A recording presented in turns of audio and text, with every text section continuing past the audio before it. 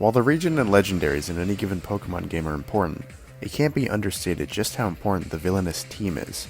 Often wrapped up in the main story, it's usually a big moment when you, the hero, finally defeat these teams and save the region from some sort of evil. However, today I want to discuss one villain team that I just don't think the game does any favors: Team Flare from Pokemon X and Y.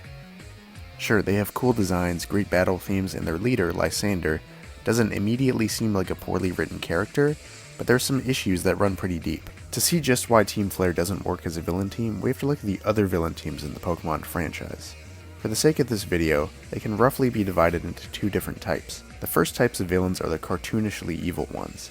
These are villains whose goals can be summed up in a sentence or less. The way they're written is straightforward, almost to a cartoonish degree, meaning their actions are presented with zero nuance and they're clear-cut villains. However, despite them all being true villains in the end, their presentation isn't done in the same way. For example, we have Team Aqua and Team Magma, who are trying to cause two very different kinds of biological genocides. These goals might seem dumb, but the story itself is aware of that fact, and it embraces it when presenting these teams. Maxie is portrayed as a laughably nerdy scientist, while Archie is portrayed as a dumb jock type, both very cartoonish archetypes that are perfect for the equally cartoonish and outlandish goals of their respective organizations. This can be contrasted to the other sort of villains in this category, the ones who are a lot more straightforward, but still objectively evil in their goals.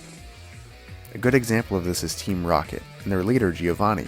Giovanni is a leader who's planning to commit several small crimes like theft just to get by, and at the same time is supporting an underground movement that has a considerable amount of political influence in his home region. But just like the more cartoonish villains in the same category, Giovanni and Team Rocket are presented as extremely straightforward, objectively evil villains.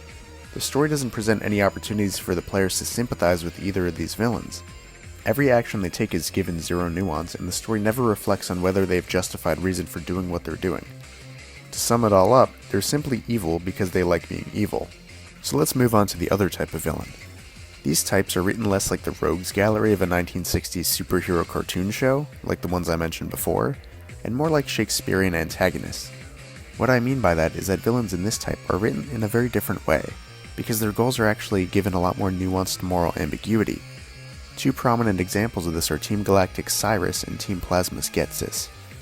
Both of these team leaders are villainous because you're trying to defeat them, obviously, but throughout the story they have long monologues that help the player understand their viewpoints more so than the villains in the other category.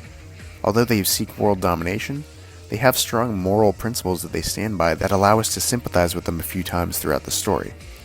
Sure, taking over the world is bad, but when you break down their goals, these sound like ideas with some merit behind them, unlike the bioterrorism of Team Aqua and Magma, and the profit-oriented goals of Team Rocket. So there you have it. I've established the two types of villains in the Pokemon franchise. We have the first type, which are either cartoonishly evil or pure evil villains, and the Type B villains, which are more nuanced and sympathetic villains. So getting back to the main point of the video, just what is so wrong with Team Flare? Well, the point of these two categories that I just established are to clearly set the tone of the game and the region. By pinpointing what type of villain the evil team you're facing is, the game's story becomes a lot stronger because there's less confusion and tonal inconsistency. And in my opinion, that's something every good story should strive for. The big problem is Team Flare just doesn't fit anywhere in these two categories. They're stuck somewhere in the middle, and here's why. Simply put, Team Flare's boss Lysandre is portrayed in both categories of villainy, for lack of a better description. And that gets really confusing. What I'm saying is that he's at the same time overtly cartoonish, and also meant to be taken extremely seriously, and it just doesn't work. I love X and Y, but the plot is so half-baked, and I blame it on just how confusing Team Flare, and primarily its leader, are portrayed. Team Flare is framed as very cartoonish in the sense that our introduction to Lysandre doesn't exactly leave you wondering who the leader of the team is. It's very clear visually, yet the plot and the main characters act like it's a huge mystery. Also, Team Flare is very focused on fashion, which was a central theme of X and Y. There's a lot of jokey and corny dialogue from everyone about appearance, superficiality, and beauty that are supposed to bounce off the idea of fashion as it relates to Kalos' real-life counterpart in France. However, Lysandre's goals are clearly beyond the superficial theme and extend to actual genocide, as evidenced by the overt dialogue that I showed before.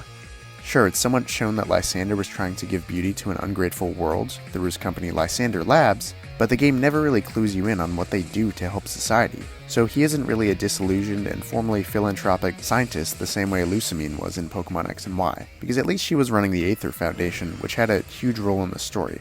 And sure, other villain teams also strove for genocide, like Team Galactic's Cyrus, but that worked because of Generation 4's theme of mythology and religion, where the three main legendaries were in control of time, space, and antimatter, the three elements of the fabric of the universe. So it would make sense that Cyrus would display cynical, nihilistic, and even genocidal tendencies because it fit with the legendaries and the game's themes. But when it comes to Lysandre, killing all life and acting like a fascist overlord has nothing to do with beauty or fashion, because it doesn't really mesh with the story's main theme. It's just confusing.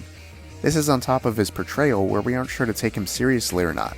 At the end of it all, after you beat him, it's unclear whether the story wants us to feel sorry for Lysandre and his vision for the world, or whether he was supposed to be plain evil. So yeah, to sum it all up, Pokémon is definitely about a lot more than its story, much less its villains.